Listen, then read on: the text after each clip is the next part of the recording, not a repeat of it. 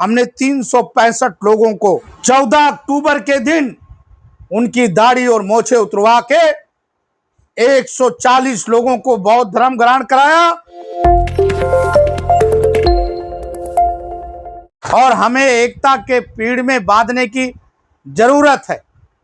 जिस तरह से बाबा साहब डॉक्टर अंबेडकर ने कहा, सामाजिक परिवर्तन, आर्थिक मुक्ति जब तक हमारे समाज में नहीं आएगा तब तक समाज का विकास नहीं हो पाएगा। ये डॉक्टर अंबेडकर जी ने कहा। सामाजिक परिवर्तन की बात हम लोगों को लाने की जरूरत है। वाल्मीकि समाज की बेटी चमार समाज में जाए, चमार समाज की बेटी खटिक समाज में जाए, खटिक समाज की बेटी पासी समाज में जाए, दलित की अन्य जातियों में हम रोटी बेटी का रिश्ता करना चालू करें। यही बाबा साहब डॉक्टर अंबेडकर का सामाजिक परिवर्तन था। आर्थिक मुक्ति हम कब मिलेगा? जब हम छोटे छोटे कारखाने, छोटे छोटे बिजनेस, छोटे मोटे काम हम करेंगे।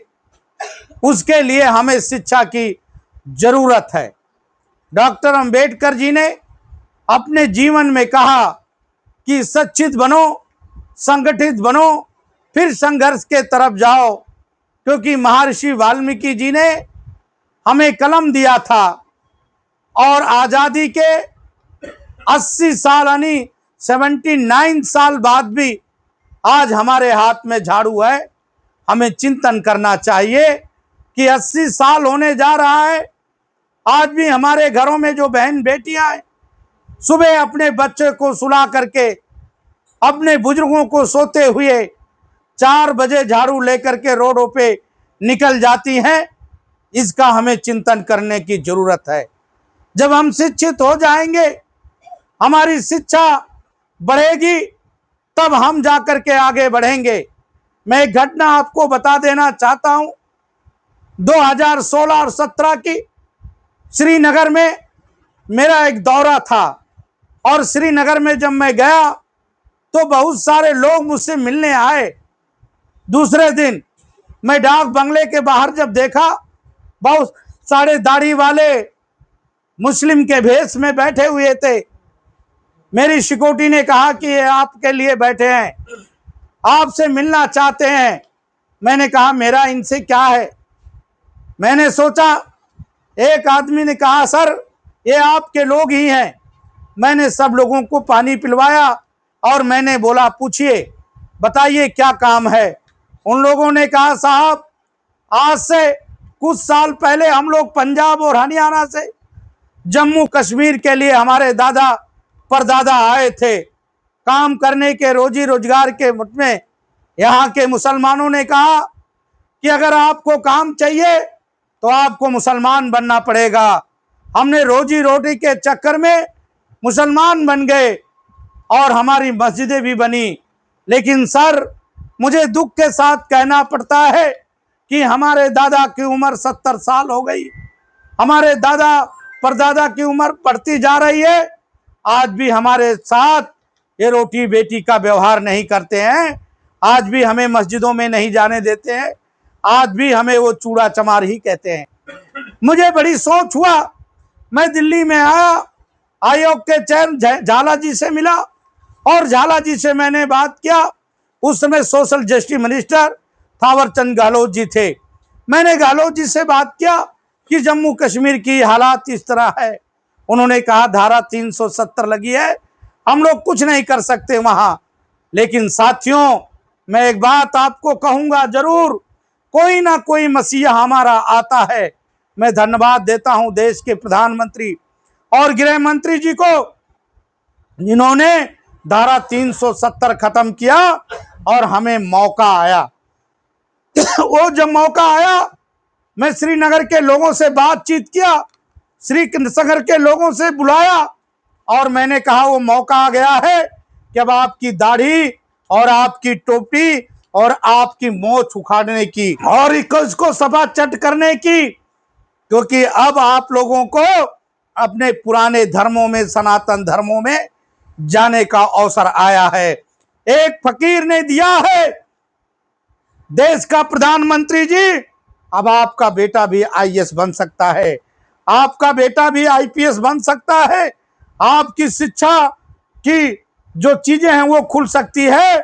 हमने 365 लोगों को 14 अक्टूबर के दिन उनकी दाढ़ी और मोछे उतरवा के 140 लोगों को बौद्ध धर्म ग्रहण कराया और बाकी लोगों को हिंदू धर्म में रघुनाथ मंदिर में जम्मू कश्मीर में कराया, उनको घर वापसी करी।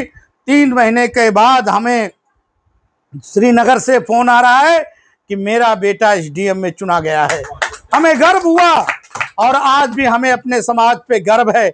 मेरी बहनों और माताओं, मुझे दुख के साथ आपको आज कहना पड़ रहा है, मैंने पिछले बार भी कहा, अभी चेयरमैन साहब भी कह रहे थे, शेरनी का वो दूध है कि जो पीते ही दहाड़ेगा।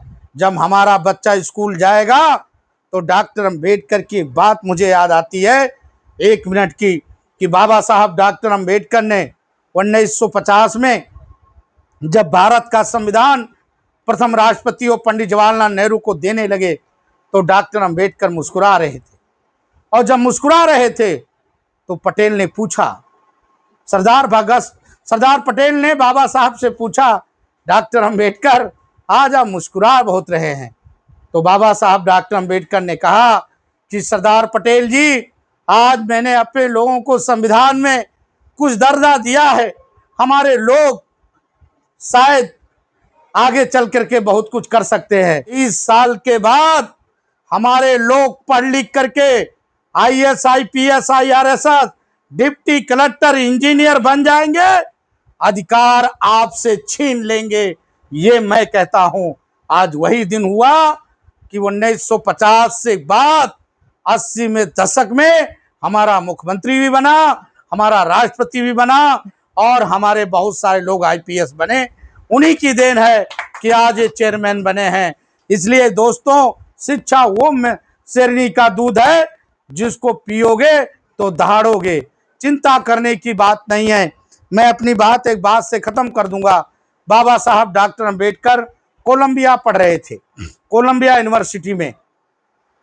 बाबा साहब डॉक्टर अम्बेडकर को जब मालूम हुआ कि जिस तालाब में कुत्ते बिल्ली पानी पीते हैं, उस तालाब में भी हम लोगों को पानी नहीं पीने दिया जाता है, जिस मंदिर की हम सफाई करते हैं उस मंदिर में भी हमें प्रवेश नहीं होने दिया जाता है, तो बाबा साहब डॉक्टर अम्बेडकर ने कहा कि अब मैं भारत के तरफ चल रहा हूं।